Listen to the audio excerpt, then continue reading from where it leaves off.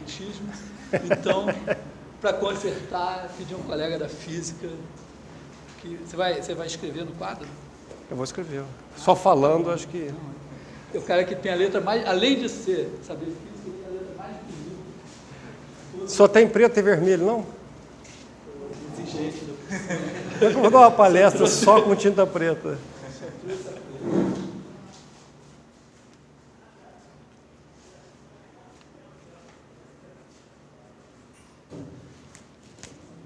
Bom, primeiro eu quero agradecer ao Felipe por mais esse convite, né?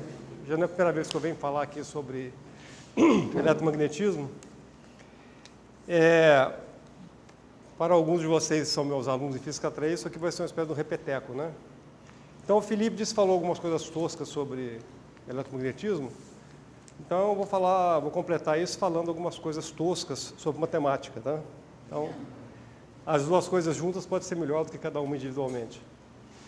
Então, o que eu vou falar sobre eletromagnetismo é basicamente o que é necessário para a gente entender alguma coisa do significado das equações fundamentais do eletromagnetismo, que são as chamadas equações de Maxwell. É curioso que as equações de Maxwell são em número de 4, 2 delas são devidas a Gauss, a terceira é devida a Ampère e a quarta é devida a Faraday. Mas o conjunto inteiro a gente diz que é de Maxwell. Estudando historicamente o que elas significaram, como elas surgiram, o que o Maxwell fez para, digamos assim, corrigi-las e completá-las, a gente percebe que não é injusto que o conjunto seja chamado de equações de Maxwell. Então, o título do que eu diria, então, seria exatamente isso, as equações de Maxwell, tá?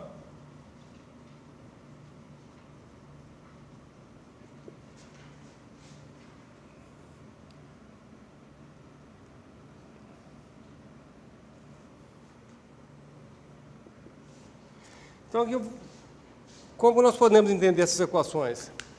Essas equações, elas são provenientes de experimentos. São as equações que descrevem fenômenos observados na natureza. Então, não são como teoremas, você demonstra teoremas sem olhar para as árvores, para os pássaros, para o mundo, né? A lógica interna do teorema o torna verdadeiro ou falso. Isso são leis da física. Você tem que ir no laboratório, tem que olhar fios elétricos, fios com correntes elétricas, cargas elétricas e uma série de fenômenos para poder conseguir extrair essas leis da natureza. Ao mesmo tempo, elas são das leis da natureza cuja formulação matemática é das mais sofisticadas. Então, não é uma coincidência que o físico que deu o acabamento final a elas, Maxwell, não só era um grande físico, como era um excelente matemático. Ele sabia toda a matemática da época que era necessária para poder formular suas equações, como no tratado dele, famosíssimo tratado dele de eletromagnetismo, no qual ele apresentou suas equações, ele criou uma matemática nova. Existe ali, nas páginas desse livro do Tratado de Maxwell, existe ali a semente, as ideias fundamentais de setores da matemática. Então, é um livro que seria, digamos, uma leitura obrigatória, não fosse tão difícil o estilo, por causa de ser um estilo antiquado, né? Não só para físicos, como para matemáticos. Você vai encontrar ali um tesouro de ideias matemáticas que saem naturalmente do eletromagnetismo. Então, para poder fazer essa ponte entre a natureza e o interesse de vocês, que é a linguagem matemática em que essas leis da natureza se expressam, eu vou fazer a seguinte hipótese, que como vocês sabem tudo de matemática, cada vez que surgir um fato novo da natureza, vai tocar um sininho, lembrando, tem uma parte da matemática que eu conheço muito bem, e que parece que está pronta, parece um complô, né? Alguém preparou a matemática que ia ser necessária para poder você aplicar na natureza. Vai das mais simples até a mais sofisticada das matemáticas, se você for estudar todo o eletromagnetismo.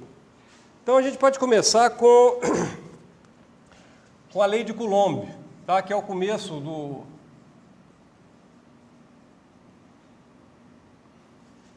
A lei de Coulomb é uma lei que dá força de interação entre duas partículas carregadas com carga elétrica, eletrificadas, quando o tamanho desses corpúsculos é muito menor do que a separação entre eles. Então, a gente faz a primeira abstração, idealização radical, né? Em vez de pensar de corpos muito menores que a separação entre eles, a gente diz que são corpos com dimensão nula, que são pontos matemáticos. É claro que isso é uma idealização excessiva e a gente paga um preço por isso normalmente. Singularidades que aparecem na teoria. Sempre que a singularidade aparece, a solução que o físico tem é lembrar apenas que foi uma idealização, que na verdade não são pontos com cargas, são corpúsculozinhos com um certo tamanhinho, pequenininho, mas não pontiforme, né? Mas para que a lei seja expressa com simplicidade, a gente escreve nessa forma pontiforme, né? Quer dizer, eu tenho duas partículas, dois pontinhos. Uma partícula teria a carga que a gente chama de QI, a outra teria a carga QJ. Eu localizo essa partícula com um vetor de posição, essa outra partícula com seu vetor de posição, em relação a certa origem. O que a gente chama de separação entre as partículas é a posição relativa, digamos, da iésima com relação a jésima, quer dizer, a posição da iésima menos a da jésima. E a gente sabe, fazendo experimentos, o seguinte, que a força na iésima partícula exercida pela jésima tem uma forma muito simples. Ela é proporcional ao produto das cargas, inversamente proporcional ao quadrado da distância que a separa. A gente pode escrever o quadrado da distância é o módulo do vetor que vai de uma até a outra. E tem a direção do vetor unitário, que vai da partícula que faz a força até a partícula que sofre a força. Então, unitário é só pegar o vetor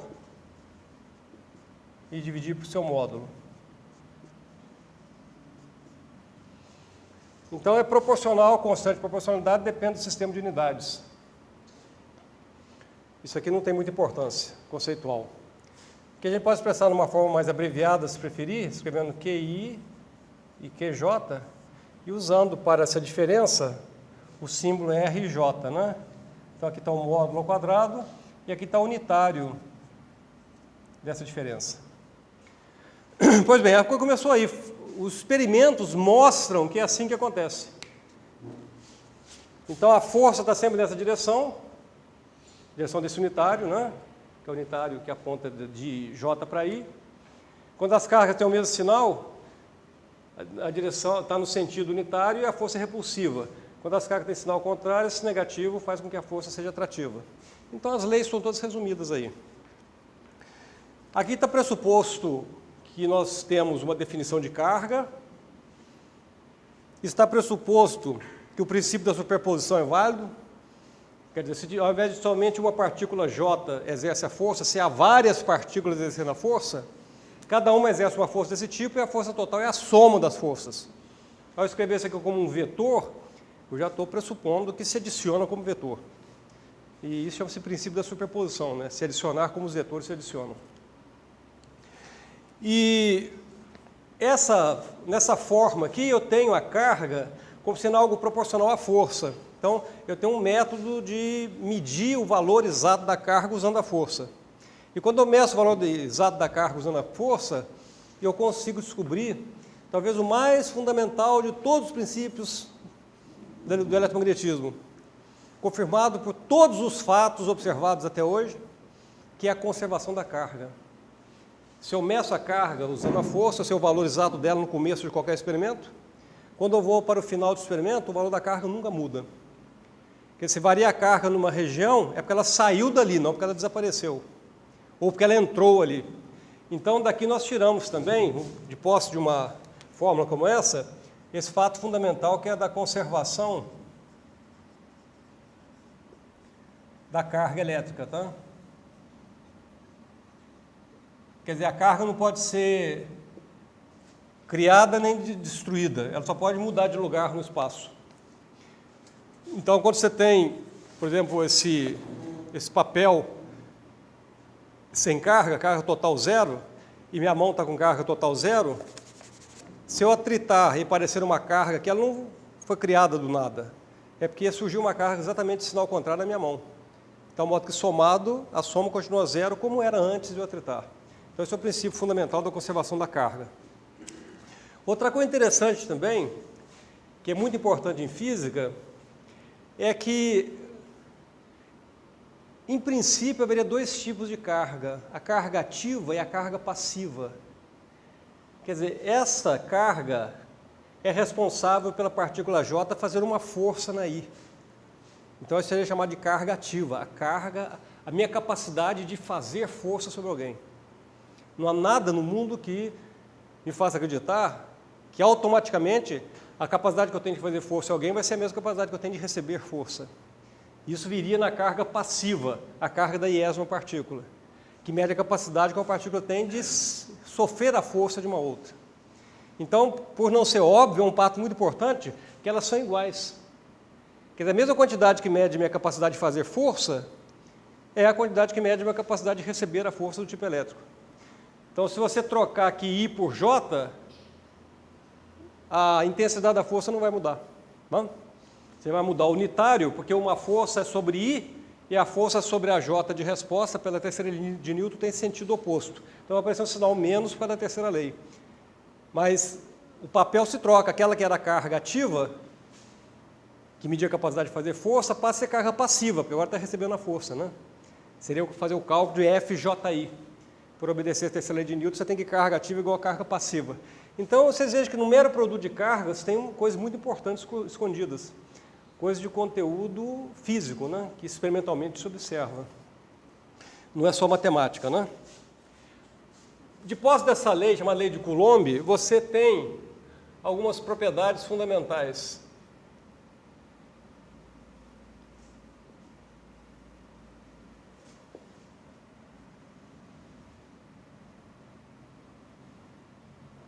Quais são essas propriedades fundamentais?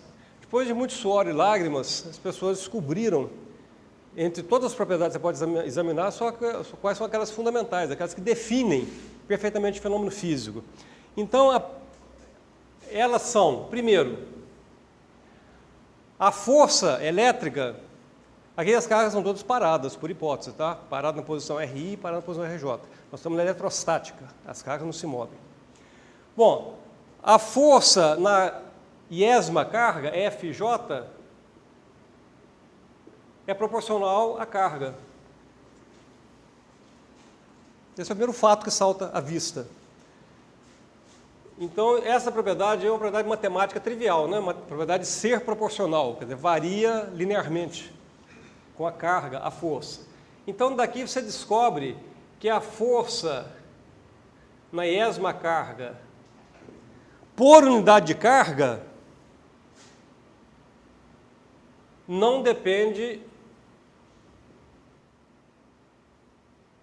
da carga. Claro, se você divide aqui pela carga, a força não depende mais da carga que estaria sofrendo. Quer dizer, força por unidade de carga não depende da carga. Então, isso significa, em particular, que se não depende da carga, você pode tomar a carga indo a zero, que essa força continua a mesma. Você pode tomar a carga indo a zero, significa tirar a carga dali. Se desaparece a carga, a força por unidade de carga naquele ponto continuaria existindo. A força naquele ponto desaparece se a carga for a zero. Mas a força por unidade de carga não desaparece daquele ponto se a carga for a zero.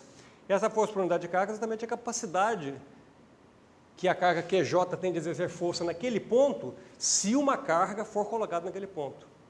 E essa força por unidade de carga é que é chamada de campo elétrico naquele ponto. Então, esse é o campo elétrico gerado pela carga J naquele ponto. Na posição onde eu tinha colocado a carga I. Mas quando eu faço força por unidade de carga, eu posso sumir com essa carga I e fica somente aquela posição ali. Então, é esse campo nessa posição. Bom, ele vai ter uma fórmula que sai dali imediatamente, né?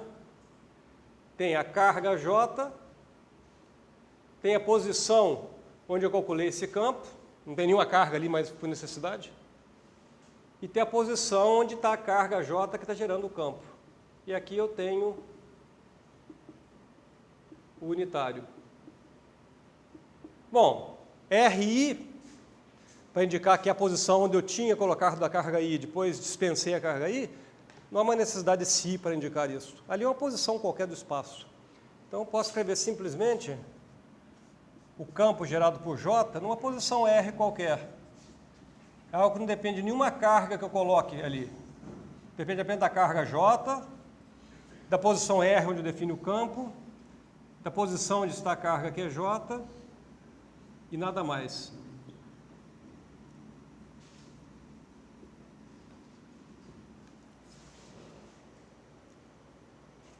Aí surge uma outra ideia matemática extremamente importante. Eu posso também usar o princípio da superposição, tá? Se tiver várias cargas, J1, J2, J3, etc., qual seria o campo no ponto R? Como é um vetor, tem o princípio da superposição. É só somar para todas as cargas, né? Então, se aqui é o campo gerado por uma única carga J, o campo gerado por N cargas distintas, N arbitrário, seria apenas somar os vetores, né?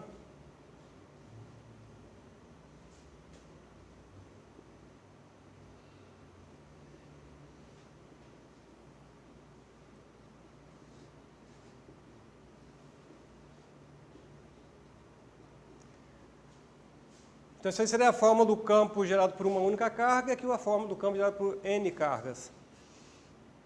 Esse campo elétrico salta às vistas dois fatos fundamentais. É o seguinte, se eu escolho o ponto, só existe um vetor campo elétrico. Tá? Porque o valor da carga das cargas que o geram e o valor de suas posições está especificado. Tem uma carga Q1 aqui, uma carga Q2 ali, outra carga Qn acolá. Então, o que tem índice J está especificado. O único livre é o vetor posição, onde eu quero calcular o campo. Dado o ponto onde eu quero calcular o campo, a expressão é única. Então, a cada ponto do espaço que eu escolho, dado pela posição R, corresponde um único campo elétrico. Então, imediatamente você identificou a ideia fundamental da matemática, né? Que é a ideia de função. Não é isso? Então, você tem uma função, que eu posso chamar de função campo elétrico, definida como, a cada ponto do espaço corresponde um campo elétrico. Só que aí eu não posso dizer realmente a cada ponto do espaço, porque tem um ponto de espaço onde eu não posso definir o campo. Vocês estão notando aqui, se eu quiser o campo em cima de uma carga J, tem divisão por zero que não é permitida. Então, do domínio dessa função, eu tenho que escolher os pontos onde estão as cargas. Eu não posso colocar, eu não posso querer calcular o campo em cima do R1, ou do R2, ou do Rn, que a expressão diverge. Então, aqui, na verdade, eu tenho um domínio. E a cada ponto do domínio corresponde um vetor, que é o campo elétrico. Então, ao ponto P, corresponde o vetor campo elétrico em P. Sendo que o P é o ponto que, em relação a certa origem, dá o vetor que eu chamei de R, né? Aí, usando a notação de Grassmann, subtração de pontos, dá o vetor. É claro, nesse caso específico, essa região aqui, você sabe qual é, né? Você pode calcular o D em qualquer ponto do espaço. É só tirar os pontos onde estão as cargas que geram o campo. Então, você vai tirar esse ponto aqui, esses pontos. P1, Pn, né? Onde está a carga Q1, Q2, Qn. Então, é claro, se de R3 você tira um conjunto discreto de pontos, continuam abertos, né? Como é o bom costume de definir essas funções sempre em domínios abertos, que são abertos do espaço. Aí você já tem as noções de topologia para poder identificar aqui com um conjunto aberto, não é isso? Então, nossos domínios são sempre conjuntos abertos. Então, nasce aqui o que se chama teoria de campo, né? Teoria de funções que são definidas em abertos do espaço. Isso que é um campo. Depois, conforme a área da física, você qualifica o campo como elétrico, magnético, assim por diante. Gravitacional, etc, etc. Uma segunda propriedade importantíssima é o seguinte. Isso é a primeira propriedade, né? Que a força, por ser proporcional à carga, ela permite definição de um campo elétrico, com essas propriedades descritas. A segunda propriedade muito importante é o seguinte, é que o campo elétrico de uma única carga, esse aqui, ó, vamos pegar essa fórmula aqui, ó, tá? Você tem uma única carga aqui, que é chamada de QJ, tem um vetor RIJ, que vai do QJ até o ponto onde está a carga I, Vou chamar agora esse ponto de ponto P, RJ vou chamar apenas de R, QJ vou chamar apenas de Q, para reescrever essa fórmula aqui, ó, para o campo, né, de uma carga pontiforme, como sendo K, a carga, o RJ, que agora virou R ao quadrado, R chapéu.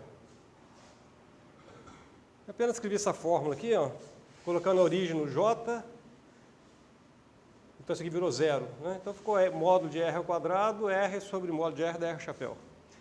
Então, é a mesma fórmula, e agora eu vou tirar, antes eu tinha tirado a conclusão que nessa fórmula era proporcional ao I, né? Já usei isso para definir campo. Agora, quando eu olho para o campo, eu vejo uma outra propriedade muito importante. O que é? Eu tenho um vetor em jogada, que é o vetor posição R, e ele aparece de uma forma muito específica. Essa função de R não é uma função de um vetor qualquer, é uma função que é dada por um número que depende não do R, mas apenas do seu módulo, que é essa distância aqui. Então, isso aqui é uma função que depende apenas do R, do módulo, e aqui eu tenho um unitário do próprio vetor. Não é uma função desse vetor, é simplesmente a função linear, né? Proporcional ao vetor, ou ao seu unitário. Isso aí é o segundo fato mais importante que tem. Por quê? Porque aí vocês vão lembrar da geometria, aí eu estou falando, aí volta, lembrar, falar, isso é uma lei física, eu lembro de uma propriedade matemática importantíssima, geométrica, que é o seguinte, você tem um vetor, você deu uma variação para esse vetor, ele variou desse valor para esse valor final aqui. Então, isso aqui é a variação do vetor. E aqui está o unitário do vetor. O vetor, ele variou em módulo. Se ele não variasse de direção, essa variação seria apenas do módulo, né? Isso aqui é a variação do módulo do vetor, que a gente chama de dr. E variou também em direção. Se ele variasse apenas em módulo, o vetor viria para cá, esticaria o seu módulo. Se variasse apenas em direção, o módulo não mudaria, o módulo inicial seria o final. Ele mudaria apenas de direção. Quando uma variação geral, varia de direção e varia de comprimento, de módulo. Pois bem, o fato fundamental é que se você projetar a variação do vetor na direção do seu unitário, a projeção aqui vai dar a variação do módulo. Isso é pura geometria que a gente está vendo aí. Então, dessa figura, sai esse fato matemático. Tomando o vetor e projetando na direção do unitário, isso é fazendo o produto interno pelo unitário, você obtém a variação do módulo. Tá bom? Se quiser escrever bem explícito. Então, o produto escalar da variação do vetor, a projeção da variação do vetor na sua própria direção é a variação do seu módulo. Essa propriedade trivial de geometria que você tira aqui dessa figura vai te levar a uma propriedade importante do ponto de vista da física, que é o seguinte: se você fizer o produto escalar do campo pela variação do vetor, você vai ter o quê? Você vai ter F, que depende apenas do módulo, vezes o R chapéu, vezes a variação do vetor. Aqui acontece a mágica. Esse produto é a variação do módulo. Então, sendo variação do módulo, você tem F de R dr, é um diferencial, aí no cálculo 1 a gente aprende, né? Toda função de uma única variável sempre tem primitiva. Quando tem mais de uma variável, que precisa ver se ela é integrável ou não. Mas aqui tem sempre primitiva. Você pode escrever isso aqui, ó, como sendo a integral de f' de r, dr, de um ponto R0 até um ponto R. Perdão, f' de r', dr'. Então, o que está sendo dito aqui é o seguinte, se você diferenciar aqui, ó, se você fizer um diferencial aqui, você volta a ter esse cara aqui. Tá certo isso, Felipe? Parece, né? Às vezes a gente falando, a gente erra. Mas se você tem aqui... Não, aqui não tem derivada, não. É só isso. Você derivando em relação ao limite superior. Ou como às vezes o pessoal gosta de escrever em física,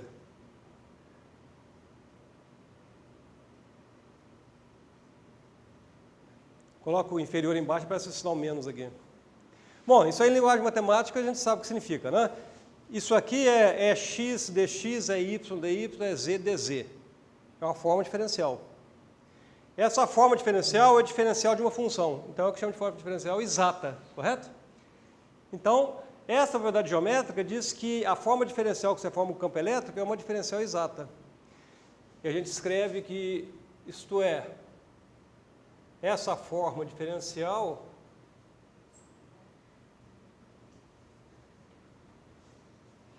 é menos o diferencial de uma função de R.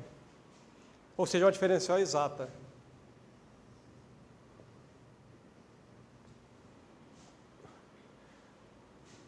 Isso provém dessa forma da lei de Coulomb, né? Isso é uma função apenas do módulo vezes o unitário. Bom, se você o integral diferencial exata num caminho fechado dá zero. A integral no caminho fechado a gente costuma chamar de circulação. Então,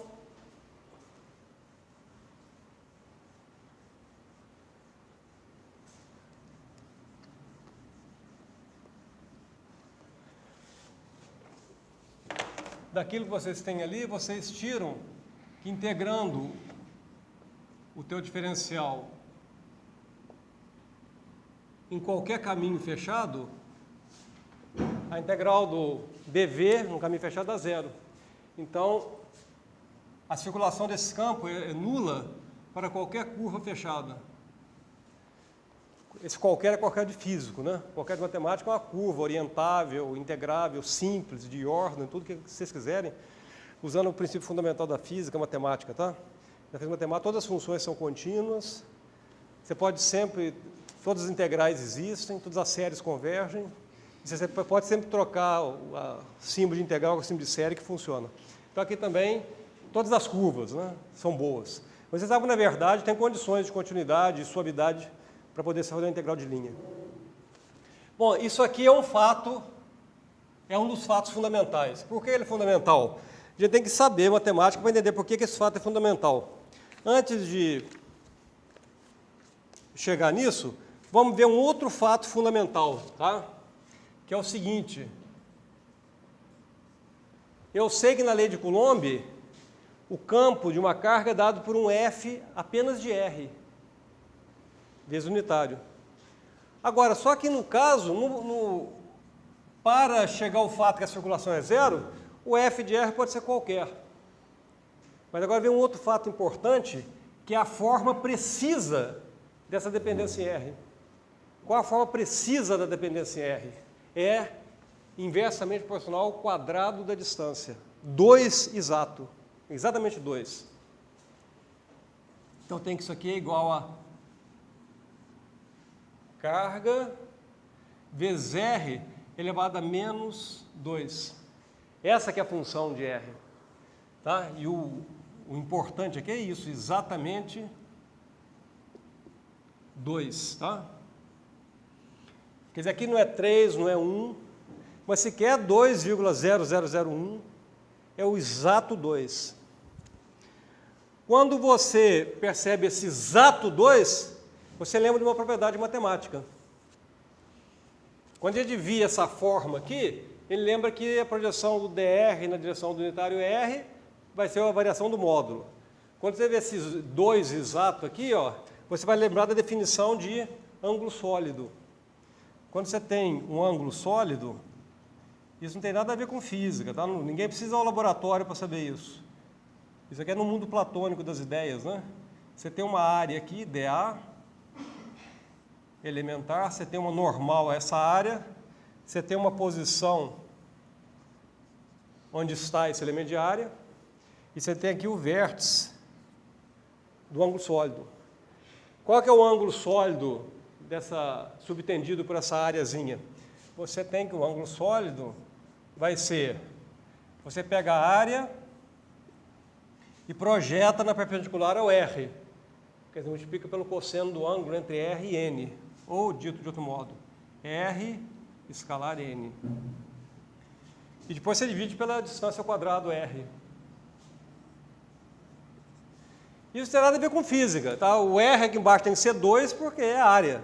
Não pode ser 2,001, assim por diante. Então isso aqui é sagrado. Ele pode mostrar que o eletromagnetismo está errado e mudar aquele expoente na lei de Coulomb. O universo pode desaparecer, tá? Aí não vai ter mais carga, Coulomb, nem nada. Mas esse fato aqui não pode desaparecer nunca, né? Porque é um fato matemático. O ângulo sólido é definido por um 2zinho ali embaixo. Porque senão deixa de ser ângulo, passa a depender da distância que você está, essa área, né? Se você afasta ou aproxima, sem alterar a abertura desse cone, o ângulo sólido não pode mudar. Por isso que o 2 é necessário. Pois bem, quando você se lembra dessa propriedade matemática, você, assim como eu voltei, a partir dessa propriedade matemática, eu voltei para o campo, aqui eu vou lembrar dessa propriedade matemática e voltar para o campo e fazer o quê? Eu vou pegar esse meu campo, eu já tenho pronto o quê? Eu tenho pronto aqui no meu campo eu tenho pronto o R2 do ângulo sólido e o R chapéu. Falta só o NDA. Então eu vou pegar e multiplicar esse campo por NDA. Fazendo isso, eu obtenho o quê? Eu obtenho o campo é K, Q sobre R2, R chapéu, escalar N, dA. Então isso aqui vai dar constante carga, e aqui eu tenho R chapéu, N, dA, sobre R2, que é a definição matemática de ângulo sólido. Então isso aqui dá d ômega. Então, o ângulo sólido exige esses 3 personagens aqui. A natureza me forneceu o chapéu R2, é só multiplicar por NDA que eu chego no ângulo sólido. Então, note que coisa importante, aqui não tem mais distância nem nada, ângulo sólido não depende da distância. Porque você medir o ângulo sólido desse cone aqui, aqui, lá, é o mesmo valor. Desapareceu a importância da distância, portanto, da posição onde está a carga. Que a carga estaria na origem, né? Pois bem, então, como a gente explora essa propriedade matemática? Vocês têm que lembrar de uma propriedade de ângulo sólido, que vocês devem ter visto em cálculo.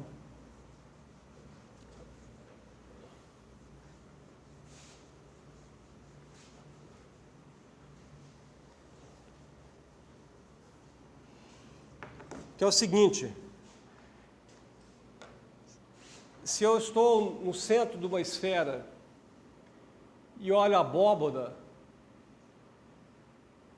a área dessa abóbada aí seria a área da esfera, né? 4πr2 dividido por 2, não é isso? Então, é 2πr2. Se eu divido por R2, dá 2π. Então, o ângulo sólido de um hemisfério é 2π. Se eu pegar a parte de baixo, tem outro 2π, o ângulo sólido de uma esfera inteira é 4π. Então, se eu estou no meio de uma superfície fechada qualquer, o ângulo sólido da superfície fechada vai ser 4π, como se fosse uma esfera. Então, isso eu estou dentro da esfera. Agora, se eu estou do lado de fora da esfera, ou de uma superfície fechada qualquer, se eu for pegar o ângulo sólido, eu posso repartir em 2 pedaços, né, o ângulo sólido. Um pedaço onde o N aponta para fora e outro pedaço onde o N aponta para dentro. Então, cada ângulo sólido infinitesimal, ele atravessa a esfera num ponto que tem um N para dentro e atravessa a esfera num ponto que tem um N para fora. Então, tem 2 contribuições que se cancelam. Quer dizer, para quem está de fora, qualquer superfície fechada tem um ângulo sólido total 0. Então, esse teorema, cuja demonstração não é difícil, mas nós não vamos demorar em matemática, né? Matemática, como já disse, a gente supõe que a gente se lembra de tudo. A gente vai se lembrar, então, desse teorema.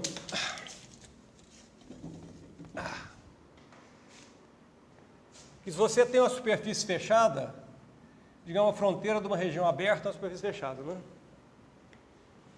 E você acha o ângulo sólido total,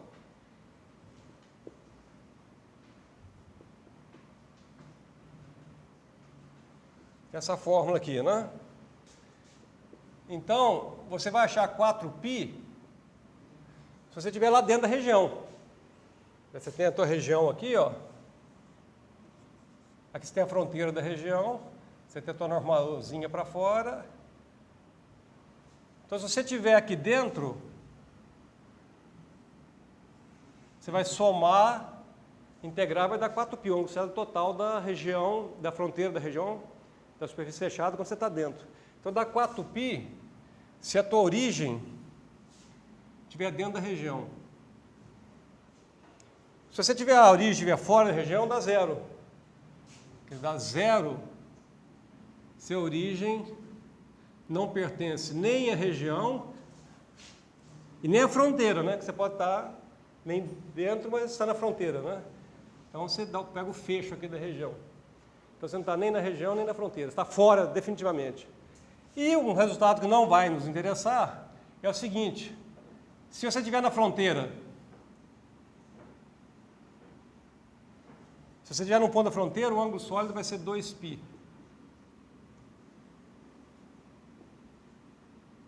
Mas esse resultado a gente não costuma usar em física, porque a gente considera que a carga está dentro ou está fora, tá? Então, se eu tenho esse teorema matemático, eu posso aplicar esse teorema matemático dizendo o quê? Eu tenho que integrar o ângulo sólido aqui. Então, se eu integrar o campo elétrico multiplicado pela normal na fronteira da região, eu vou integrar o ângulo sólido, né? Na fronteira da região. E essa integral eu sei que vai ter esses valores, né? 4π, se a carga, que é a origem do ângulo sólido, estiver na região, e 0 se a carga estiver fora da região.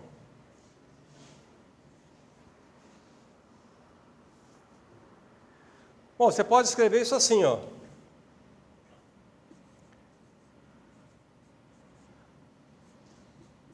Essa integral a gente chama de fluxo, né? O fluxo de um vetor é definido como sendo a integral de superfície da componente normal do vetor. Então, o fluxo do vetor campo elétrico vai ser K vezes 4π, e na frente do 4π eu coloco 1 ou 0, né? Ou melhor dizendo, passar esse Q aqui para dentro. Eu coloco 4π, Q, ou coloco 0, conforme o Q seja dentro da região ou esteja fora. Então, eu posso chamar isso aqui simplesmente de carga total na região, que vai ser Q, se o Q estiver dentro, e vai ser 0 se o Q estiver fora. Pois bem, esse teorema pode ser generalizado para N cargas. Com N cargas, o único trabalho que você vai ter é isso, é ver quais estão dentro e quais estão fora, e a fórmula continua verdadeira. Você tem várias cargas, tem que somar todas que estão dentro e colocar aqui. As que estão fora, você não coloca do lado direito dessa expressão. Então, essa é a segunda fórmula, tá? Que eu vou agora fazer a seguinte ponderação. Aquele negócio de carga pontiforme para começar o estudo, mas cria singularidades onde estão as cargas. Na verdade, a gente supõe que toda distribuição de carga não é num ponto, mas numa regiãozinha, quer dizer, num aberto. Então, a carga está distribuída num aberto. Você vai dizer que a carga é dada por uma distribuição contínua. E a distribuição contínua é uma função definida num aberto, aqui o valor vai ser um número, quer dizer, a cada ponto do aberto, você tem o valor da função, que é a carga por unidade de volume na vizinhança daquele ponto. Agora, a gente fala de distribuição contínua, por quê? Porque essa função tem que ser contínua. Ela tem que ser contínua por quê? Porque a gente precisa integrar para poder, integrando a densidade, achar a carga. Que a carga vai ser a densidade integrada no volume.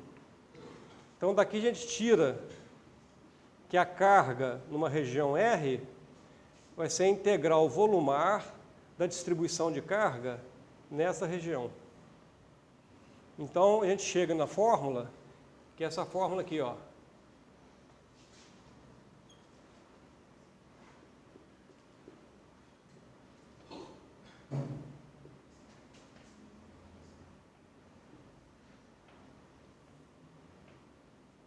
no lugar da carga na região, a gente coloca a integral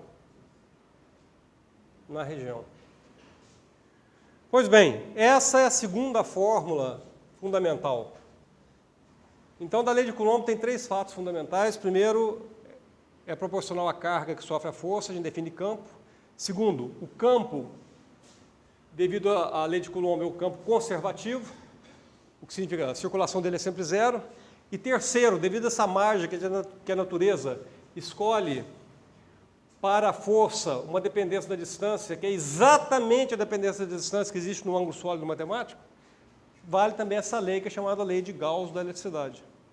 Então, essas 2 leis são as consequências mais importantes. E agora eu vou escrever as 2 aqui, tá? Essa aqui e essa que eu acabei de obter.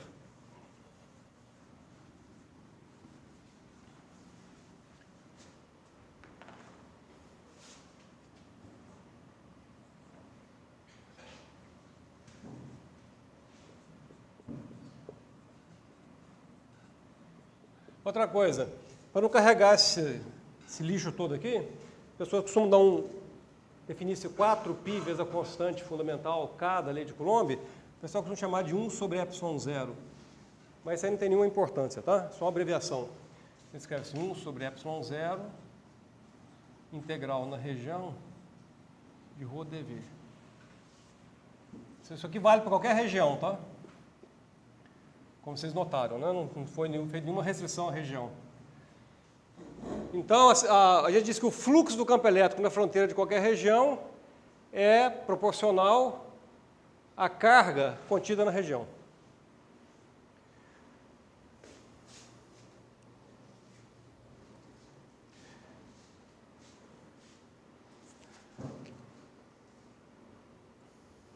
Pois bem,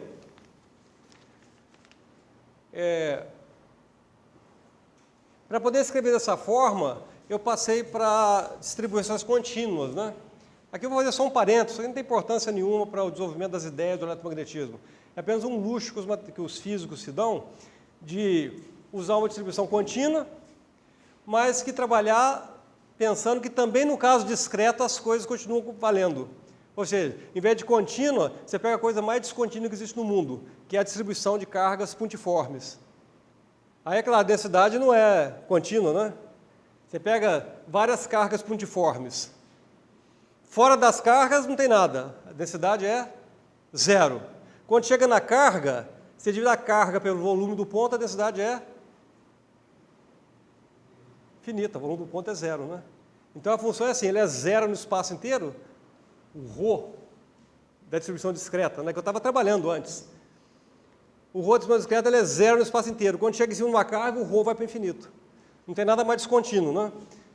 Então a gente continua trabalhando com esse tipo de distribuição, que a gente escreve assim, ó. Isso aqui são parênteses. Tá? No caso discreto, se você quiser voltar para o caso discreto, para essa idealização, basta escrever o ρ da seguinte maneira. O ρ vai ser a carga QJ, ela tem uma densidade que é o valor dela vezes essa função aqui, ó. E que função é essa? Uma função que é 0 em todo o espaço, exceto na posição da carga QJ. Quando R é igual a RJ, essa função é infinita. E se você integrar essa função, dá a carga QJ. Então, você somando isso aqui para todos os J's, você obtém um ρ, que não é uma distribuição contínua, óbvio, é mais descontínua de todas as distribuições, e esse delta aqui é o símbolo da famosa função delta de Dirac. Vocês têm que guardar a propriedade mais importante da função delta de Dirac. Qual é? Ela não existe. Essa é a propriedade mais importante. Por quê? Porque você tem duas coisas aqui. Um é o seguinte, se você integrar o ρ dV, você vai ter a carga total. Tá? Você vai ter a somatório da carga total, que é a soma de todas as cargas. Para isso, a integral desse delta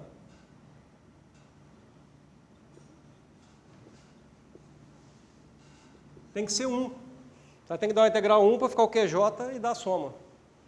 Então, essa função aqui, ela tem que ter duas propriedades. A integral dela é 1 e ela é zero no espaço inteiro, exceto num ponto. Ou seja, ela é a função zero, exceto no conjunto de medida nula. A integral de uma função que é zero, exceto no conjunto de medida nula, vai dar zero, não pode dar 1.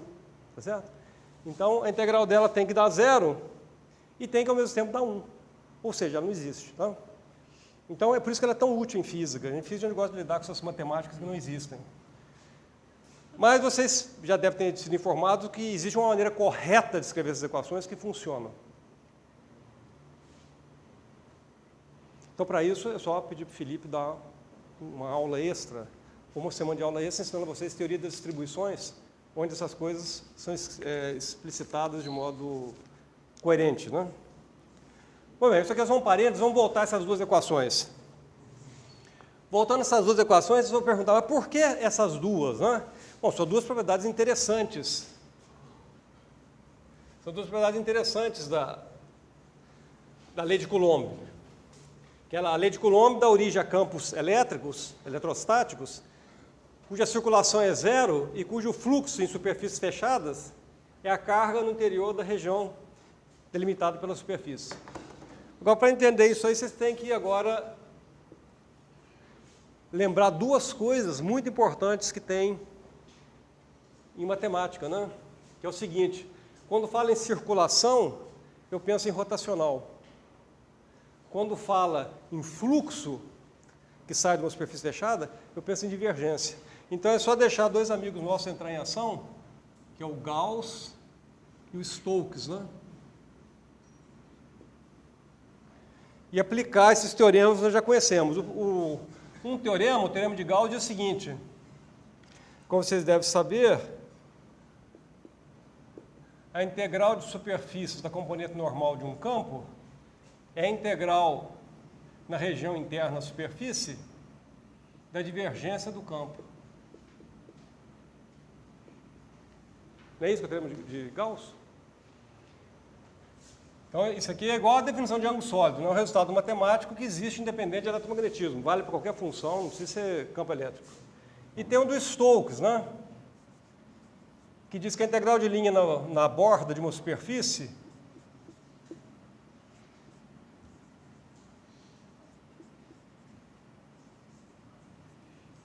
isso aqui é a normal à superfície, isso aqui é a tangente à borda da superfície, que é uma curva. Né? Isso aqui vai ser a integral na superfície da componente normal do rotacional.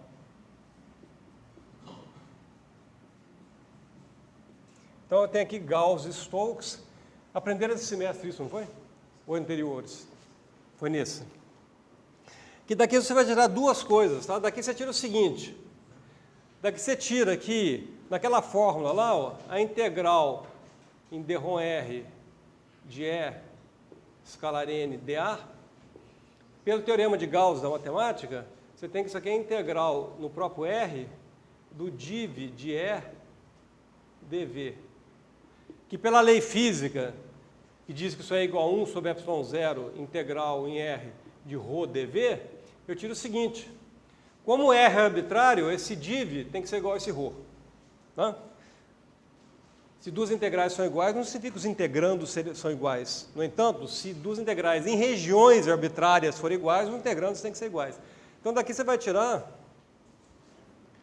que o div tem que ser igual ao ρ.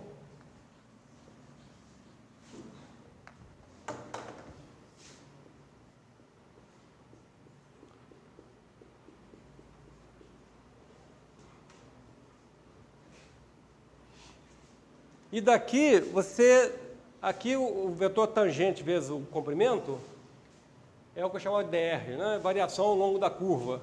Então, você vai ter o seguinte, a integral de E t dl, por esse teorema, é a integral de ρ de E n dA. E esse cara aqui, por aquela primeira fórmula, para qualquer curva C, por exemplo, qualquer borda de superfície, isso aqui é igual a zero. Bom, se o integral desse ρ é zero para qualquer superfície, esse ρ tem que ser zero. Então, o hot que está lá no teorema de Stokes tem que ser 0.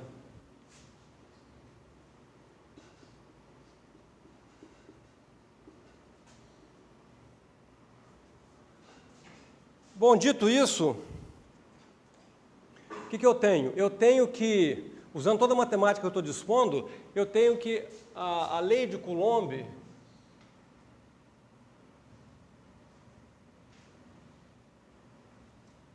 deu origem a isso aqui. Essas duas propriedades, que eu poderia chamar de duas propriedades interessantes, né? Duas propriedades ricas de conteúdo físico e matemático. Agora eu vou lembrar um outro teorema, que eu chamo de teorema de Helmholtz, que ele diz o seguinte: dado o div e o hot de qualquer campo vetorial, mais as condições de contorno, o campo vetorial fica univocamente determinado. Porque se você dá o div e o hot de um campo, só tem um campo com aquele div e hot, não tem 2, 3, né? Existe um e somente um. É o teorema de existência e unicidade. Dado o div e o hot desse campo E, só existe um campo E com esse div e hot. E mais as condições de contorno. Quais são as condições de contorno? No caso, eu estou trabalhando no espaço inteiro. Então, a condição de contorno é lá na fronteira do espaço no infinito. Eu tenho que dizer que acontece com um campo no infinito. E a nossa hipótese é que no infinito os campos têm que morrer. Tá? As cargas que estão presentes, ela não consegue causar campo muito longe, lá quando vai para o infinito. Então, entra em ação esse... Eu não sei se estou numerando tudo corretamente. Chamei de 4, né? Então, entra agora o teorema...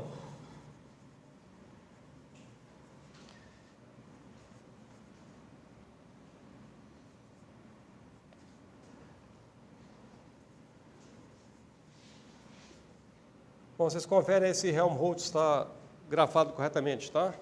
Então, o campo é univocamente determinado por três coisas, tá? Pelo div do campo, pelo hot e dando as condições de contorno apropriadas. No caso, o div é esse ρ, o hot é 0 e a condição de contorno é que os campos morrem no infinito. Então, já que tem só um campo, nesse caso, a gente já sabe qual que é, né? É aquele que a gente começou com ele. Então, graças ao teorema de Helmholtz, não só essas equações são consequências importantes da lei de Coulomb, como essas equações contêm dentro dela a lei de Coulomb. Se quiser, eu tiro de volta a lei de Coulomb. Então, é indiferente você tomar a lei de Coulomb como uma equação fundamental da eletrostática ou tomar esse par. É claro que, passar de uma expressão simples para uma complicada, tem que ter um bom motivo, né? O motivo é que problemas que você nem sonharia em resolver usando apenas a lei de Coulomb, nessa formulação nova você resolve. Os mais complicados problemas da eletrostática você resolve com essa formulação. Então, essa aqui não são apenas equações importantes, são equações fundamentais. Você pode postular que a eletrostática é definida por esse par de equações e pela condição de contorno, ao invés de dizer que ela é definida pela lei de Coulomb. É nesse sentido que elas são fundamentais. Então, tem uma lição, né? Tem uma teoria de campo. Você quer definir bem a teoria de campo? Você tem que especificar qual que é o div e qual que é o hot. Com essas duas coisas, o teorema de Helmholtz te dá o resto da teoria inteira. Porque o campo é unicamente determinado por essas condições. Bom, isso aí seria o caso da eletrostática, tá?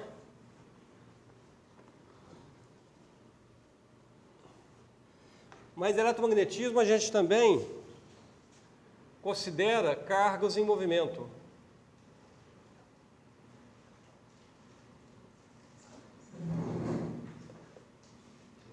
Que a gente chama de correntes.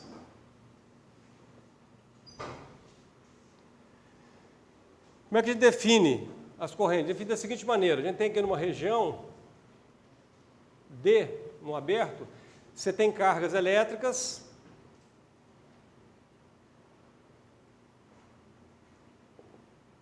em cada ponto você tem a densidade de carga naquele ponto, que é o dQ dV, só que as cargas agora não estão mais necessariamente paradas, elas podem se mover. Então você define uma grandeza chamada corrente, é um vetor que a cada ponto da região faz corresponder, uma função faz corresponder um vetor, que nesse ponto P tem um vetor J em P.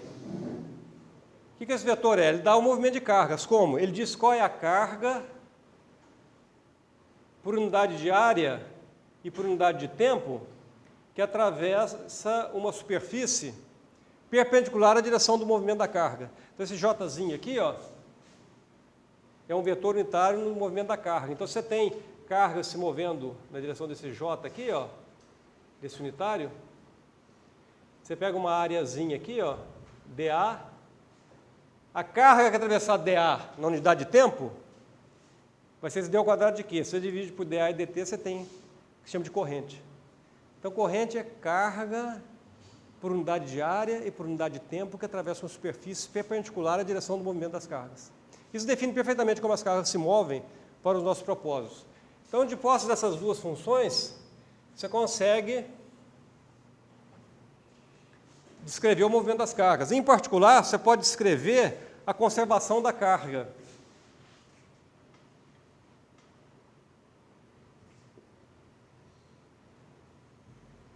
O que diz a conservação da carga? Diz o seguinte: se você tem uma região R qualquer, se a carga varia aqui dentro, é porque ela passou pela superfície. Ela não pode ter sumido lá dentro. Então, como é que a gente escreve isso? A gente escreve da seguinte maneira: a carga que varia aqui dentro seria a derivada temporal da densidade de carga aqui dentro dessa região. Integra a densidade da carga total na região. Tá? Qual a carga que atravessa a superfície? Bom, você multiplicando pelo dA, a corrente, você tem a carga por unidade de tempo que está atravessando a superfície. Né? Porque aqui você tem dA dt, multiplica por dA, você pegar o J na direção da normal à superfície. Né? Porque se o J está assim, esse vetor J, a parte normal é que representa a saída. Né? A parte tangencial do J é a carga circulando na fronteira. A carga, em vez de sair, ela se move tangencialmente à fronteira. Né? Só a parte normal do J que dá a carga que saiu. Então, você tem que multiplicar pelo normal, multiplica pelo dA, dá carga por unidade de tempo. Isso aqui na área dA, na fronteira inteira, é só integrar. Então, isso aqui é a carga que está saindo. A carga que está saindo ocasiona uma diminuição da carga lá dentro. Então, tem que ter um sinal menos aqui. Então, isso aqui, ó, essa fórmula, é apenas uma maneira de dizer que a carga se conserva. Quer dizer, o que diminuiu foi porque saiu. Tá? É claro, se entrar o fluxo negativo da positiva, a carga aumenta na região. Pois bem, se eu usar o teorema de Gauss aqui, ó, o J escalar N dA, perdão, onde é que está o teorema de Gauss? Está aqui. O J escalar N dA dá o div de J na região. Então, isso aqui vai dar o div de J integrado na região, e você vai ter que você passa a derivada aqui para dentro, fica dρ ρ, dρ t em V. De cá você aplica o teorema de Gauss, isso aqui vira uma integral, pelo teorema de Gauss, a integral da divergência do J, dV. Como R é uma região arbitrária, você tem que o dρ ρ, dρ t menos o div de J. Então, ou seja, aplicando o teorema de Gauss, você pode escrever a lei de conservação da carga, também assim, né? dρ ρ, dρ t é igual a menos o div de J. Isso aqui é a forma local da conservação da carga, isso aqui é a forma global da conservação da carga, também chamada equação da continuidade. Pois bem, vou apagar essas equações fundamentais ou vou deixá-las aqui?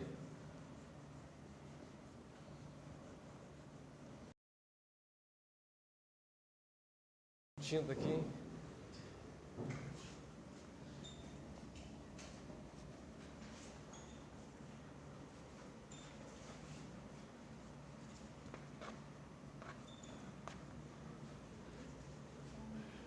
Ou melhor, aqui eu vou guardar a forma diferencial disso aqui, né? Desse cara aqui eu tirei que o hot é 0 e aqui que o div é rho, né? Vou guardar na forma diferencial, que é a forma mais simples. Quer dizer, eu tinha que esse aqui, ó,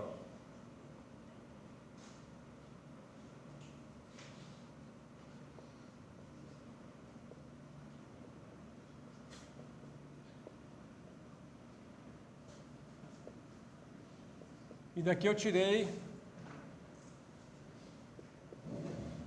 que o div do E é igual a 1 sobre ε0 rho.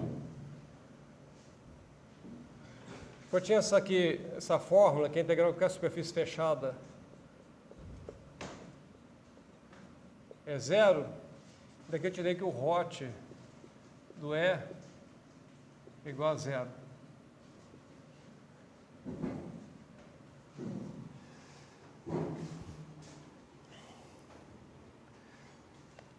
Bom, existe um caso particular muito importante, voltando lá, que é o da corrente estacionária.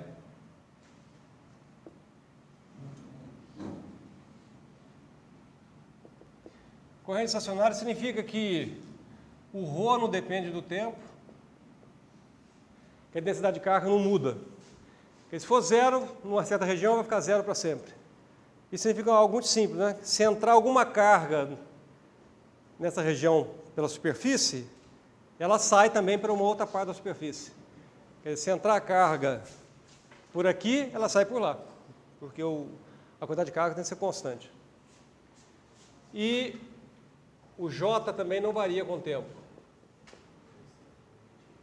Quer dizer, a corrente não varia com o tempo. Então é chamado de corrente estacionária. Essa corrente você vê num rio tranquilo, né? No rio tranquilo, aquela água está se movendo, mas o J em cada ponto não muda. Quer dizer, a quantidade de água que atravessa qualquer superfície da água por unidade de tempo e área não muda, está sempre a mesma quantidade, o J. Então, essa quantidade é sempre a mesma e a direção também não muda, né? Isso no rio tranquilo. No rio agitado, é claro que muda a direção e aumenta, diminui a vazão e assim por diante. Então, na corrente estacionária, dessas condições aqui, ó, você tira, usando ideias de divergência, rotacional, integral de fluxo, etc., você tira duas conclusões. Uma é que as linhas de corrente, quer dizer, as curvas, são tangentes à corrente em cada ponto. Você vê uma curva contínua que em cada ponto é tangente ao J. Você define essa curva dizendo que o unitário tangente está na direção daquele vetor J. Todas as linhas de uma corrente estacionária têm que ser fechadas. Não pode ter começo nem fim. Tá? Isso é uma razão muito simples, né? Se você a linha termina num ponto, aqui está chegando carga, é claro que nessa região a carga vai mudar. Você não vai poder ter carga constante. E outra coisa é a seguinte, a intensidade de corrente, o que é intensidade de corrente? A intensidade de corrente é a carga por unidade de tempo, que atravessa qualquer superfície. Isso aqui é a intensidade de corrente na superfície S. Naturalmente, se você integra no ar, dá carga por unidade de tempo, que a gente chama de intensidade de corrente. Então, se você pegar aqui no fio onde está a corrente, pegar uma seção reta, uma areazinha, a corrente que atravessa essa área por unidade de tempo, que é o I, vai ser o mesmo em toda a curva, né? Isso também vem daquele fato, né? Se o I aqui antes é menor do que o I depois, está chegando a carga mais rápido do que está saindo. É que ela vai aumentar a carga ali. Então, não teria densidade constante. Então, a densidade constante exige que você tenha o mesmo I em todos os pontos dessa curva onde as cargas estão correndo. Então, isso é chamado de corrente estacionária. Pois bem, neste caso, para correntes estacionárias, você tem o que nós chamamos de magnetostática. Magnetostática significa estudo de campo magnético. O que é campo magnético? É o novo personagem.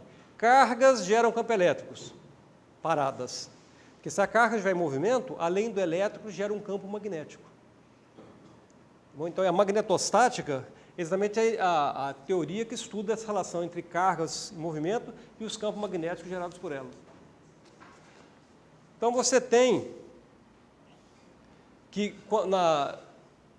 o magnetismo, né? A magnetostática seria a parte do magnetismo que trata de corrente estacionária. Então, você descobre, é uma lei que é bem mais complicada que a lei de Coulomb, a lei que dá campo elétrico em função das cargas, né? Seria a lei de Coulomb. Agora, a lei que dá o campo magnético em função das correntes é mais complicada. Mesmo no caso da magnetostática, é chamada de lei de Biot-Savart. O campo magnético numa posição R seria a integral de onde estão as correntes, tá? Na região onde estão as correntes, de μ0, que é uma constante, sobre 4π, isso aqui não tem importância. Aqui você tem a corrente.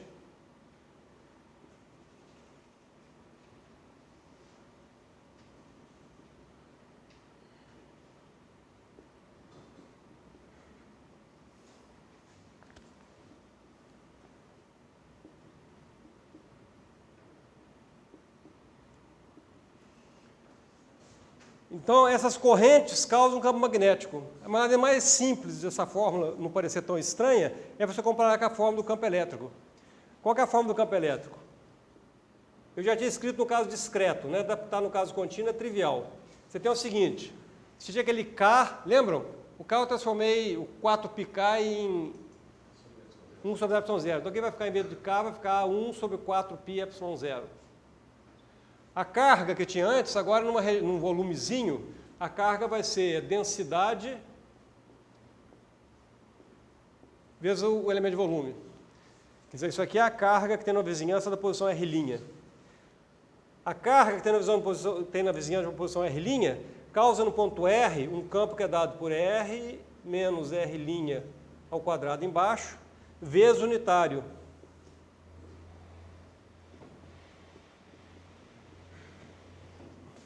Isso aqui é a carga causada o campo causado pela carga naquele volumezinho.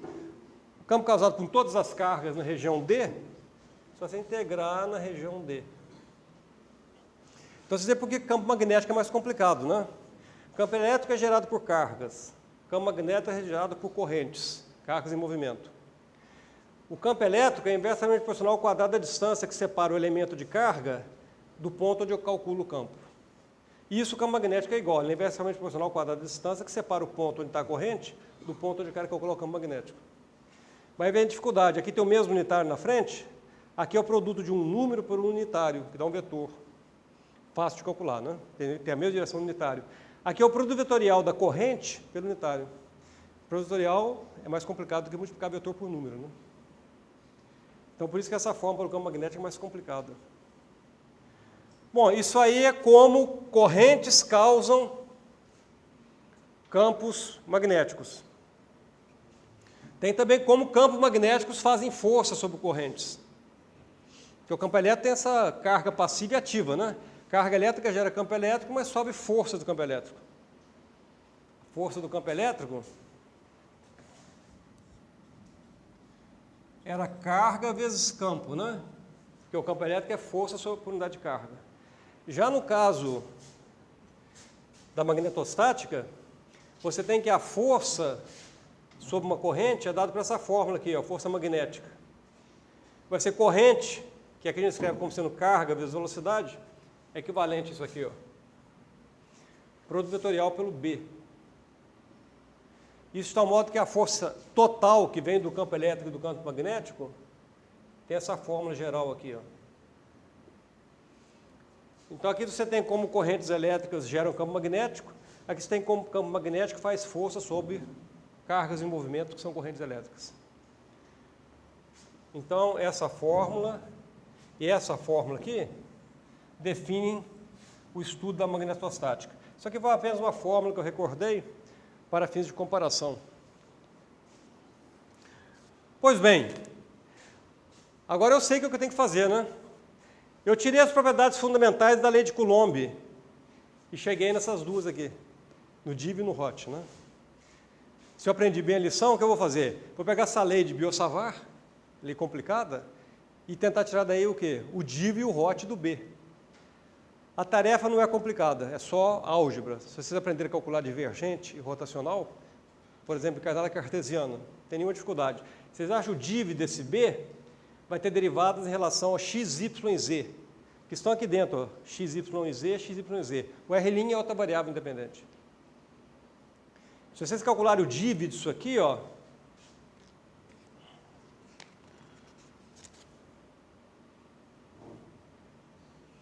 vocês vão encontrar uma coisa muito importante. O div do B é identicamente nulo, é sempre zero.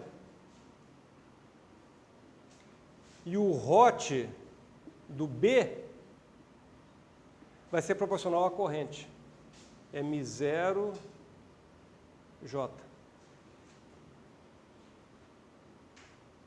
Tá? Então, essas duas fórmulas, eu acrescentaria essas aqui. Eu vou agora, tudo isso aqui já deve estar claro, né? Na minha mente, como surgiram as coisas, agora eu vou pegar só o resultado final. Eu tinha que div do E é proporcional à carga, densidade de carga. A densidade de carga a gente diz que é a fonte do campo elétrico, é o que gera campo elétrico. E o hot do E é sempre zero. Agora eu tenho que o div do B é que é sempre zero. E o hot do B é proporcional à sua fonte. Quer dizer, qual a fonte que causa o campo magnético? A corrente elétrica J. Então, são essas equações que a gente tira da magnetostática. Eu sei por que eu quero essas duas equações. Porque pelo teorema de Helmholtz, o que eu tenho? Se eu quiser dessas duas equações, eu posso voltar aqui. Porque dado o div e o hot do campo magnético, só existe um campo magnético que tem aquele div e hot, e só pode ser esse aqui, do qual eu tirei as propriedades. Então, ao invés de lidar com essa fórmula aqui, terrivelmente complicada, eu posso lidar com essas duas aqui. Com a vantagem de que há problemas que eu nem posso sonhar em resolver com essa fórmula, mas essas duas aqui me dão a solução. É claro, sempre supondo que eu dei condições de contorno, como já disse, dá o div, dá o hot e dá as condições de contorno. Pois bem,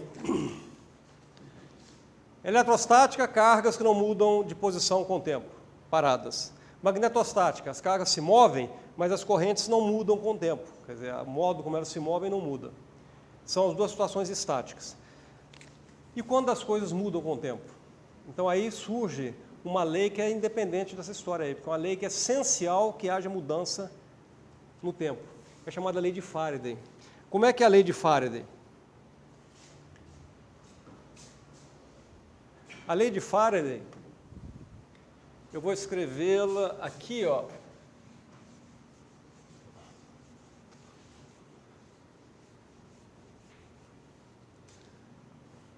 Como item 8, se eu não perdi minha pontuação.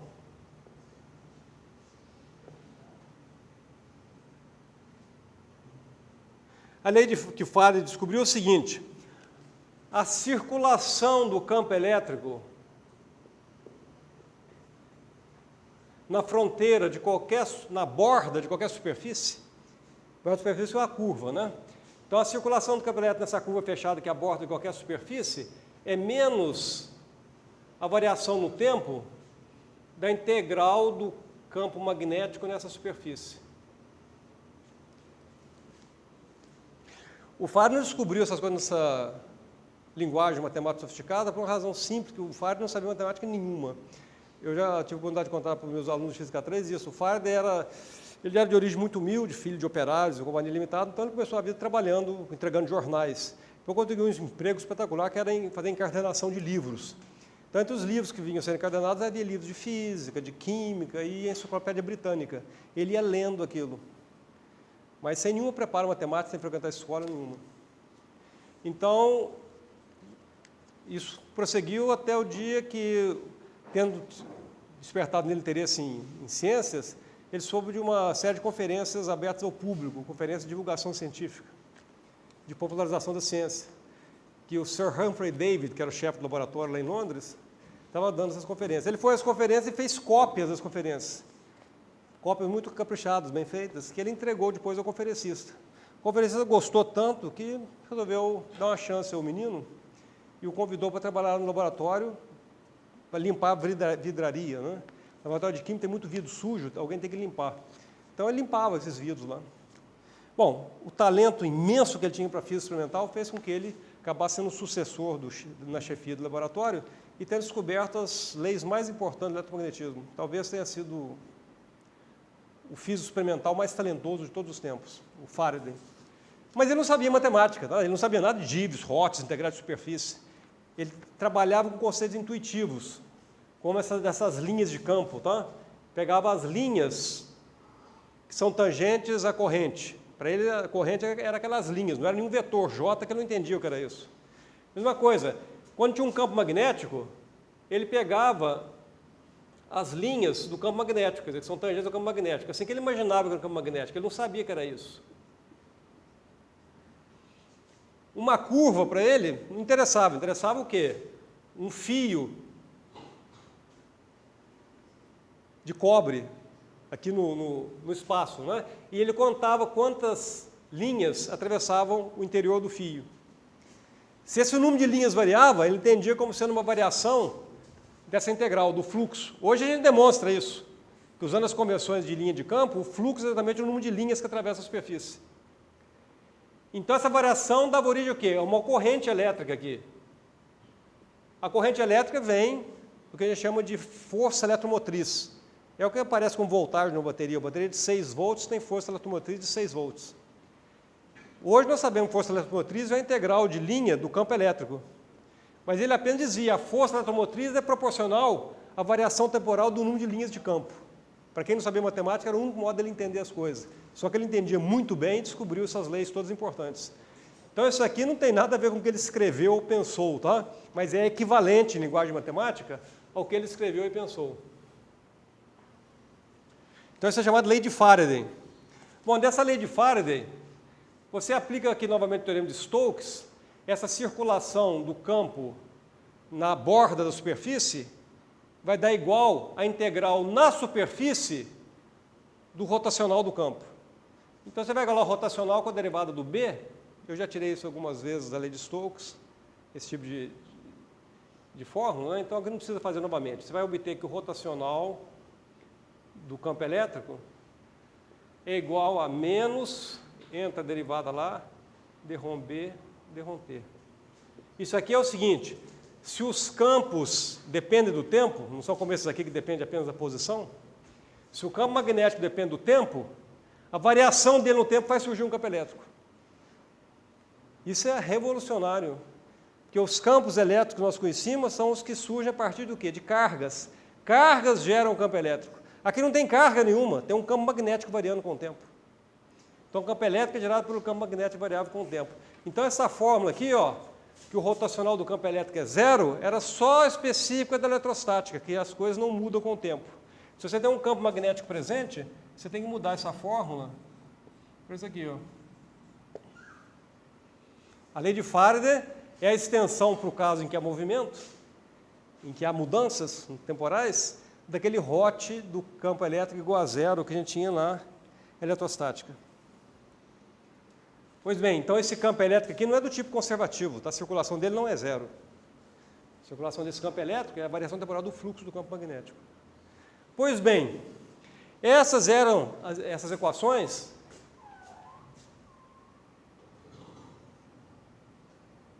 Essas equações aqui, ó,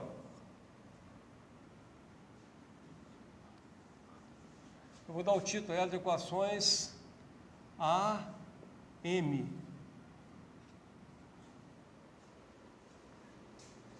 O que significa isso? São as equações antes de Maxwell. Tá?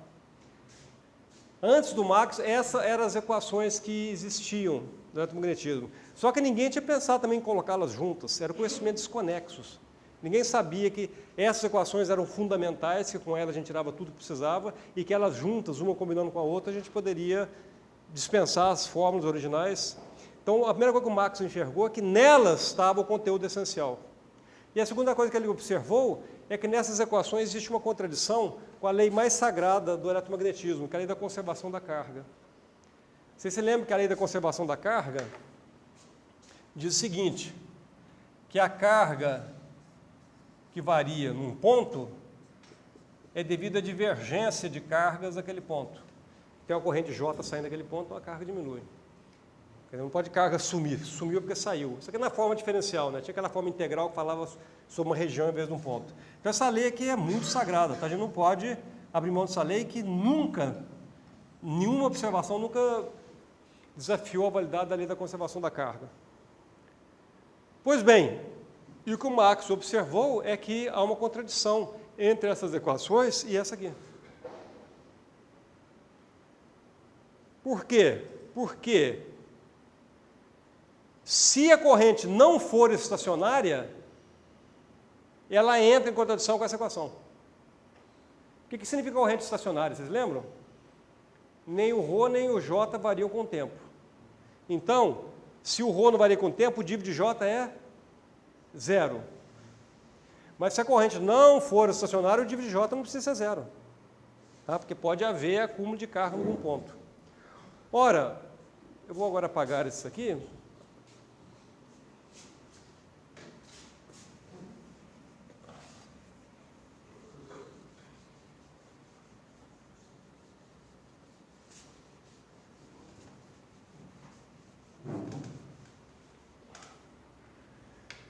Porque eu tenho o seguinte, se você tomar o div do hot de B, isso aqui vai dar o div do J. Só que o div do hot é 0, independentemente de eletromagnetismo, de mundo, tá? O div do hot é 0 para as definições de div hot, é uma questão matemática, não é uma questão observacional, experimental da natureza. O div de um hot é sempre 0. Você sabe que o que roda não diverge, né? Então, se é rotacional, não pode ter div. É claro que isso não é uma demonstração, né? Vocês já perceberam. Mas vocês sabem fazer as contas e mostrar que isso aqui é 0. Então, daqui você tira o quê? A condição de corrente estacionária. Quer dizer, as equações, em particular essa equação que chama lei de Ampère, elas implicam corrente estacionária. Ora, existem correntes não estacionárias no mundo, então as equações estão erradas, que elas não preveem a possibilidade de corrente estacionária. Então essas equações elas estão em contradição com a existência de correntes não estacionárias. Ou, se vocês quiserem reformular o problema, pode dizer o seguinte, como existe correntes não estacionárias e obtém que div de J é igual a 0, essa equação não é satisfeita para a corrente não estacionária, que aqui dá 0 e aqui não é 0 porque o ρ varia com o tempo. Então há uma contradição entre a lei de Ampère e a conservação da carga. Então o Max é que percebeu essa contradição intrínseca e resolveu a contradição. Como? Ele falou, aqui está faltando alguma coisa para corrigir esse problema. A corrente não é estacionária, tem essa equação onde o div não precisa ser 0, e tem um termo que está faltando aqui que vai corrigir o problema. Que termo seria esse? Aí teve o papel do físico teórico, né? Ele não encontrou em laboratório. Ele fez cálculos, até chegar à conclusão que o termo era esse. Então, o que ele fez seria equivalente a você dizer o seguinte, essa equação tem que ser corrigida, falta alguma coisa aqui. Bom, a tia ensinou para a gente que o que falta em incógnita chama x, né? Então vamos chamar de x o que falta aqui. X é incógnita que eu vou somar com j para poder resolver, corrigir o problema dessa equação. Então eu recomeço, né? Eu tenho que o div do hot de B vai ser μ0 div de j mais div da incógnita. Div do hot, pela matemática, eu sei que é 0.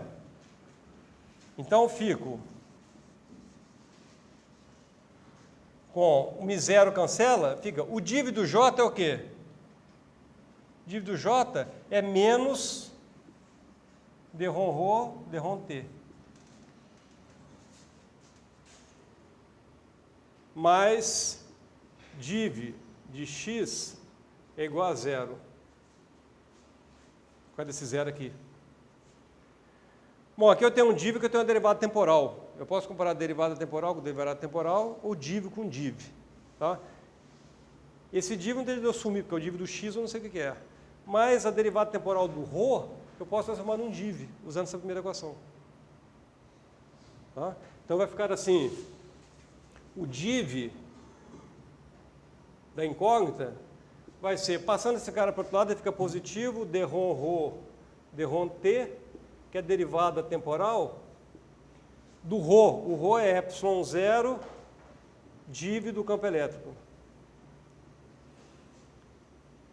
Bom, isso aqui é ε0. Aqui eu tenho derivada em relação ao tempo, aqui derivada em relação à posição. Não é isso? Usando o princípio da física matemática, a gente sempre pode trocar a ordem de tudo, eu vou trocar essa ordem. Vocês, matemáticos, vocês sabem que tem uma condição para trocar essa ordem. Qual seja? Posso trocar a derivada em relação ao tempo, derivada em relação a x, y e z, se as derivadas segundas forem contínuas. Né? A gente separa essa hipótese e, paf, troca a ordem. Fica assim, div, e agora a primeira derivada em relação ao tempo, depois em relação a x, y e z. Isto é, o div de x é igual ao div de ε0 dρ e dρ t.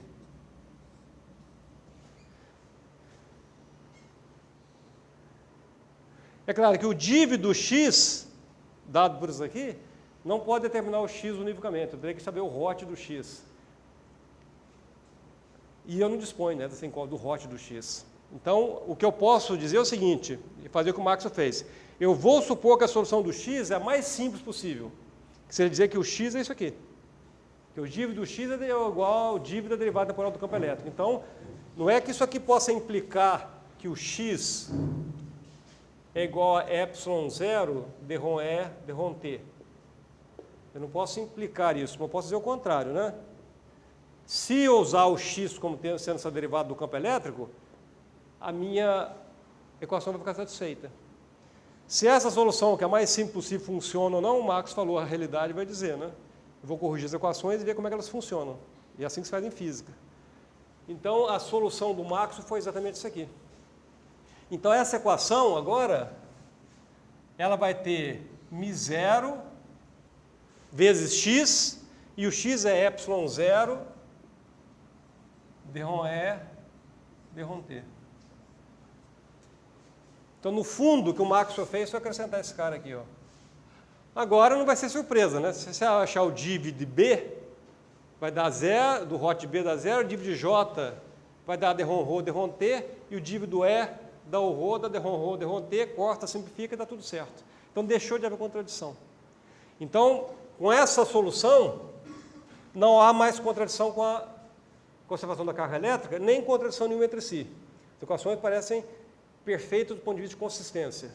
Resta saber se isso é suficiente para as equações serem corretas fisicamente, ou seja, todos os fenômenos vão ser bem explicados por essas equações, ou se falta alguma coisa que essa solução simples não consegue dar conta.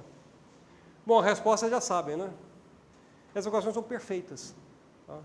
Não há nada que contradiga essas equações desde a época do Maxwell até hoje.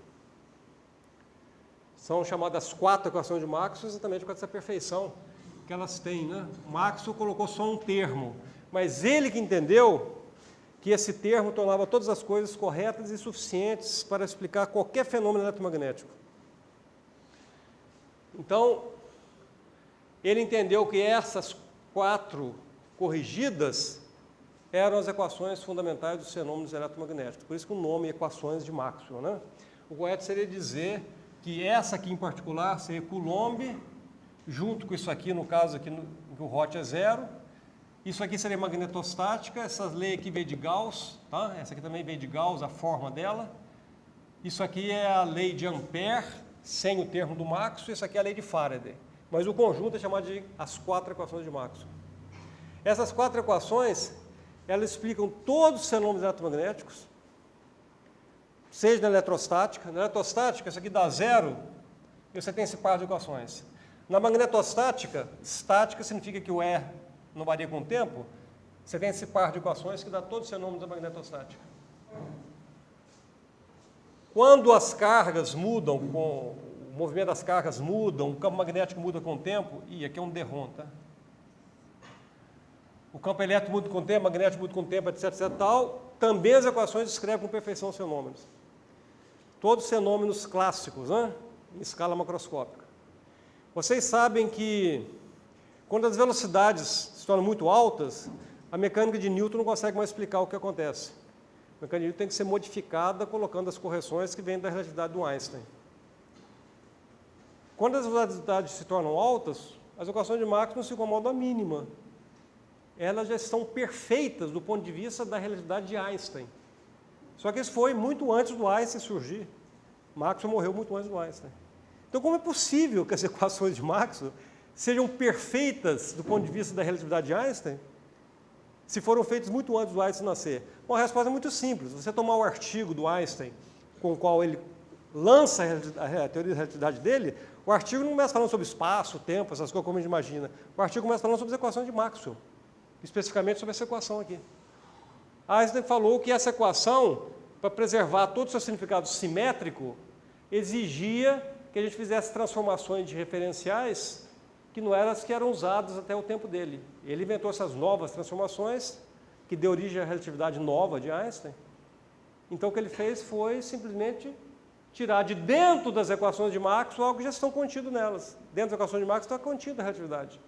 É só você tirar lá de dentro. Tá? Igual Miguel Ângelo falou que a Pietà estava toda contida no bloco de mármore. Ele só tirou o que estava a mais e sobrou a Pietà, né? Então foi mais ou menos isso que o Einstein fez. Ele tirou o que não era essencial para a teoria da relatividade de dentro das equações de Maxwell e saiu a teoria da relatividade. Então por isso que ela não está em contradição, muito pelo contrário, ela já contém a relatividade dentro delas, as equações de Maxwell. Depois teve uma revolução mais fundamental do que a da relatividade geral, foi a da mecânica quântica. Quando você vai num nível muito elementar, muito microscópico, lá na ordem de Angstrom para baixo, as leis de Newton não valem, e mesmo a teoria da relatividade não pode explicar nada se você não entrar com a mecânica quântica. A mecânica quântica é uma revolução conceitual muito profunda. Então a mecânica de Newton não dá conta nenhuma. Pois bem, o que você tem que mudar aqui para poder analisar os fenômenos eletromagnéticos lá dentro do átomo, ou dentro do núcleo do átomo? Nada. As equações de Maxwell continuam perfeitas lá dentro. Embora ele tenha morrido e depois de publicado, muito antes de surgir a mecânica quântica. Então essas equações, elas não tiveram necessidade de nenhuma mudança fundamental na sua forma. Você tem apenas que reinterpretar. Por exemplo, quando você passa para a mínima escala que a gente alcança com a física, né? Quando você está em Angstrom, você está com mecânica quântica. Quando você abaixa lá para décimo de milésimo de Angstrom, lá dentro do núcleo atômico, você entra com a chamada teoria quântica de campos. A teoria quântica de campos é que vai até ordens de grandeza de microscópicas muito mais profundas. Em teoria quântica de campos, são essas mesmas equações que são usadas. A diferença é só da interpretação. Em vez do E ser apenas um vetor e o B ser um vetor, E e B passam a ser operadores. Vocês já estudaram álgebra linear, né? A álgebra linear é uma operadora que transforma vetor em vetor, né? Então, o E e o B passam a ser operadores. Eles não são vetores, são operadores que transformam vetores em vetores. Mas a relação que existe entre esses operadores E e B são essas, as equações de Maxwell. Então, eu não sei se há na física um outro exemplo de equações assim tão perfeitas, não tem limitações. Né?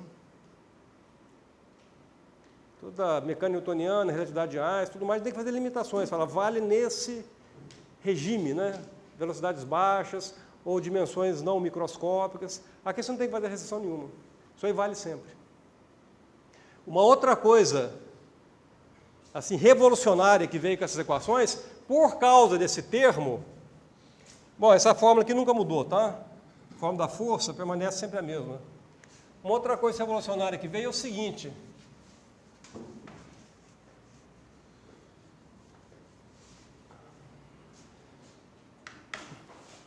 Na situação estática, se não há carga, o que acontece? O div do E vai ser zero. E o hot do E é zero. Uma solução disso é o quê? Campo elétrico nulo. Como a solução é única, só pode ser essa. Campo elétrico nulo satisfaz se o div é zero e hot é zero. Então, se não tem carga, o campo é zero. Nada muito profundo, né? Na ausência de cargas em repouso, o campo não pode existir. Na magnetostática, vamos esquecer a contribuição do Maxwell, tá? Que a magnetostática não tem esse cara aqui. Na magnetostática, se não houver corrente, o Hot do campo magnético é zero. Se não houver, como no div, o div também é zero. O campo magnético é zero. Quer dizer, se não tem corrente, não tem campo magnético. Não tem carga, não tem elétrico, não tem corrente, não tem magnético. Pois bem, isso aí seria o caso do vácuo, né? Não tem carga nem corrente. Então, no vácuo, quando chama no vácuo, significa que não há carga nem corrente. Você tem essas equações aqui, ó, o div do E é igual a zero, Hot do E é igual a menos dρm B, dρm T. Depois você tem div do B é igual a zero e o Hot do B é igual a μ0, ε0, dρm E, dρm T. Então você tem aqui essas 4 equações, são as equações de Maxwell no vácuo.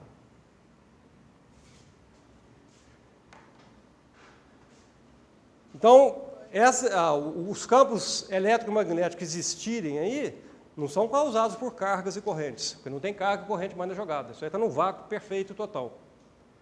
Então, o que eu descubro? Eu descubro o seguinte: se o campo magnético não varia com o tempo, div e Hot são iguais a zero, o campo elétrico é zero.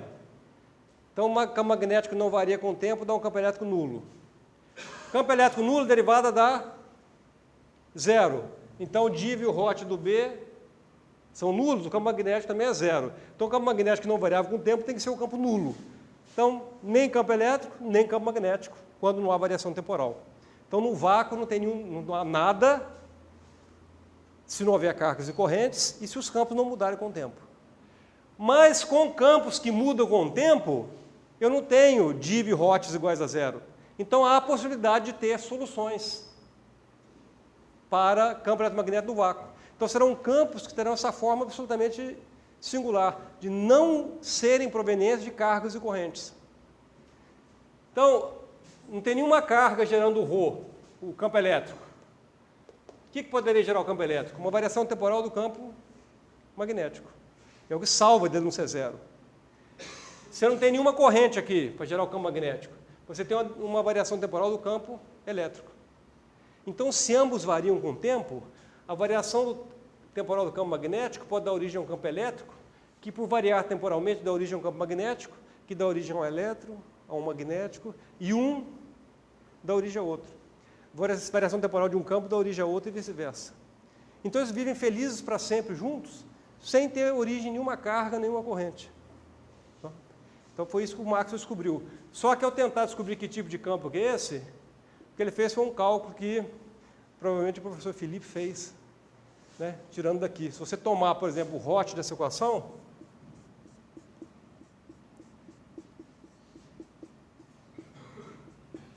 você vai ter o Hot da derivada temporal do B, que você pode escrever como sendo Hot de B, e depois derivar em relação ao tempo. Aqui tem uma identidade, né, que esse Hot do Hot é o gradiente do div do E menos Laplaciano, que é o nabla ao quadrado do E, menos dρm T. O Hot do B é μ0, ε0, dρm E, dρm T. Agora, o div do campo elétrico, quando não tem carga, é zero.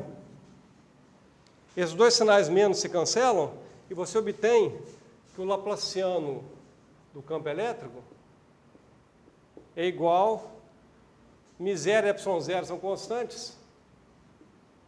Aqui derivada em relação ao tempo duas vezes da derivada segunda em relação ao tempo. Porque você pode escrever assim, ó, Laplaciano ao quadrado menos essa constante a gente chama de 1 sobre C2. Derivada segunda ao quadrado do campo elétrico, passando tudo do mesmo lado, né? Dá zero. Onde você batizou esse C aqui de 1 sobre raiz quadrada de μ0, ε0. Pois bem, quando você chega nessa equação, Você pode agora, como tomou o hot do E, tomar o hot do B, fazer as contas, vai dar a mesma coisa, tá? Você vai ter essa equação aqui tanto para o E quanto para o B. É claro, o Max identificou essa equação de cara. Que equação é essa? Isso aqui é chamado operador de onda, né? É a equação da onda. Significa que essa forma de campos eletromagnéticos que não são gerados por cargas e correntes, mas que um gera o outro, essa forma tem que ser uma forma ondulatória. Quer dizer, o campo elétrico tem que ter uma forma ondulatória e o campo magnético também. Tem que ser uma forma ondulatória que satisfaz essas equações, né? Bom, o Max falou, então existem ondas de campos eletromagnéticos. O E e o B vão se propagando no espaço vazio, no vácuo, na forma de ondas. Qual seria a velocidade dessas ondas? A gente sabe que essa constante aqui, C, é exatamente a velocidade de propagação da onda. O ε0 vem lá da lei de Coulomb. Pega duas cargas em repouso, vê a constante de proporcionalidade que é K. Você acha o valor, mede a força, mede a carga, acha o constante K. O ε0 é 1 sobre 4 πk. Você pode colocar esse valor aqui. O μ0 vem da lei de Ampère, perdão, lei de Biot-Savart, para calcular o campo em função das correntes. Você mede o campo, mede a corrente e acha o μ0. Coloca aqui. Multiplicou, extraiu o resto quadrado, achou o inverso. Quanto que Marcos achou? Naturalmente ele quase morreu de susto. Ele achou uma coisa próxima de 300 mil km por segundo. Ele falou, não pode ser coincidência. É a velocidade da luz. Então ele tinha convicção que esses números, um em cima do outro, não podia ser coincidência. Então, o que ele concluiu? O que as pessoas chamam de luz, na verdade, é uma onda eletromagnética. Mas outras ondas eletromagnéticas podem ser geradas que não são luz visível. Essas foram geradas por Hertz, ondas eletromagnéticas, né, chacoalhando cargas que emitem essas ondas. As cargas são necessárias para dar origem a elas, mas depois as cargas podem sumir que elas continuam sozinhas, como vocês entendem aqui pelas equações, né, no vácuo. E o estudo da ótica usando as equações de Max é perfeito, você explica qualquer fenômeno óptico. Então, não só Max tornou as equações que explicam os fenômenos eletromagnéticos perfeitas, como o que era uma ciência independente chamada ótica, caiu aqui dentro das equações agora, apenas um setor dessas equações que tem que ser colocado em ação, né? Basicamente, esse que dá origem às ondas, né? Então ele trouxe toda a ótica para dentro do eletromagnetismo.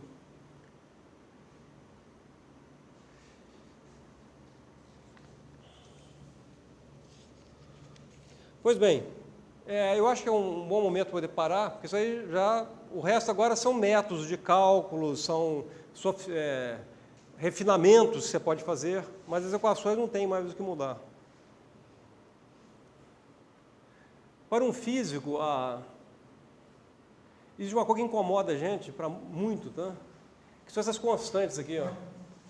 Essas constantes vêm do sistema de unidade chamado SI, que é o sistema usado na engenharia. Então, para poder você fazer medições, por exemplo, em metro tem que fazer medições perfeitas, né? Então tem que usar esses padrões, todos eles são feitos nesse sistema de unidades, que é também um sistema usado em física básica, nos livros de física básica em todas as universidades. Então a gente é obrigado a ficar neles. Mas tem um sistema de unidades, que não é o sistema internacional. E por isso que pareça, é um sistema que foi inventado por um engenheiro chamado Heaviside, que é o favorito da física, né, dos estudos teóricos da física.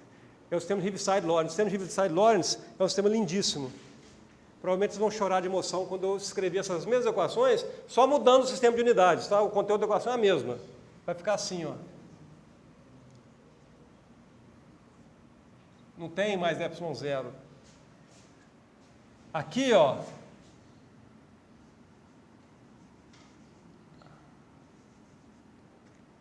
Vai ficar o J mais D-E, D-T. Aquele lixo todo foi embora. A única coisa que vai ficar aqui no lugar, que é muito bonito, é 1 sobre C, que é essa constante aqui. Tá? E aqui nessa equação, ó, fica menos 1 sobre C.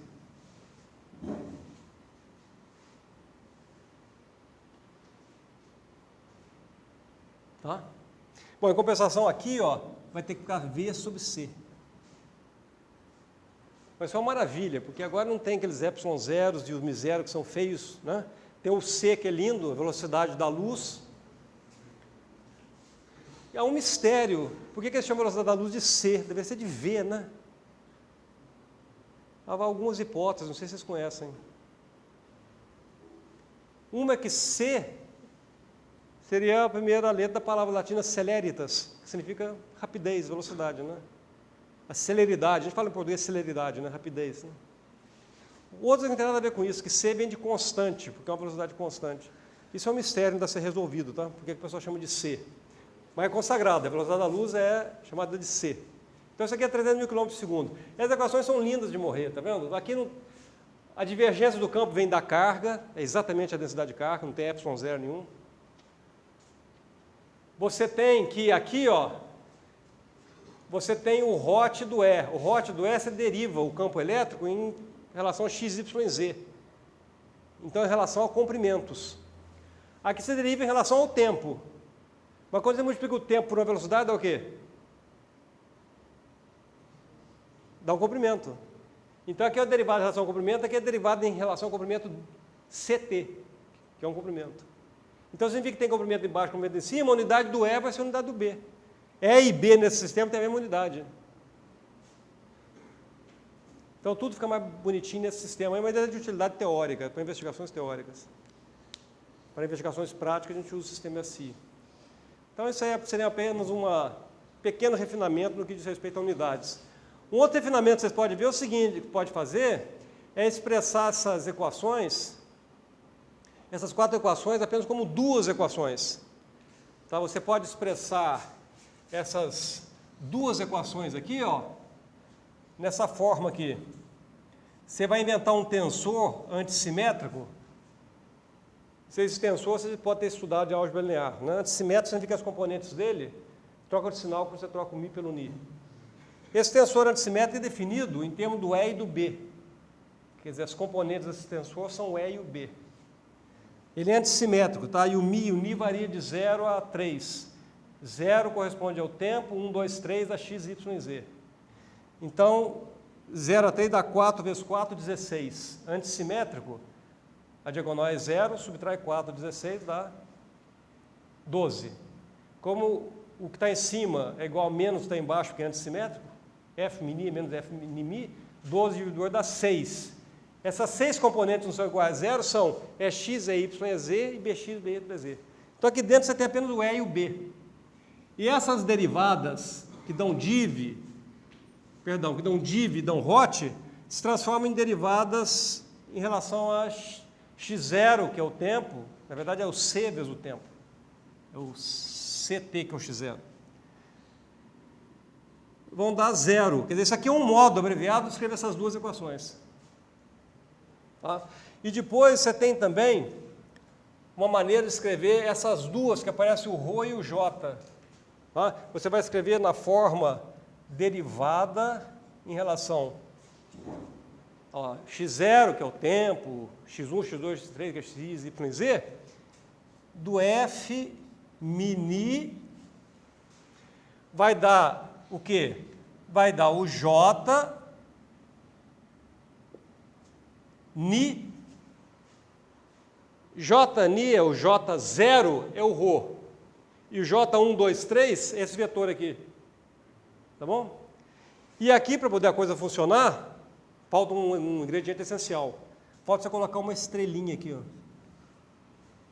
professor Felipe pode explicar que essa estrelinha para vocês. Isso aqui é o dual de Hodgson, né? Hã?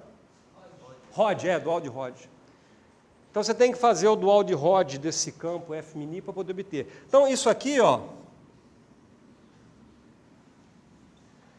isso aqui é uma maneira de você reduzir as 4 equações de Maxwell a 2.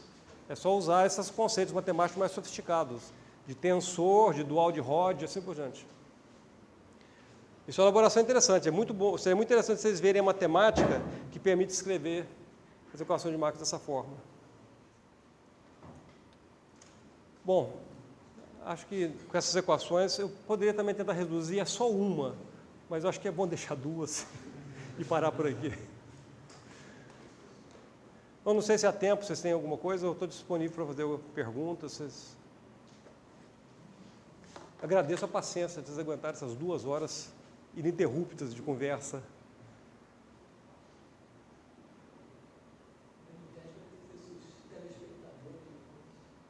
Ah, sim.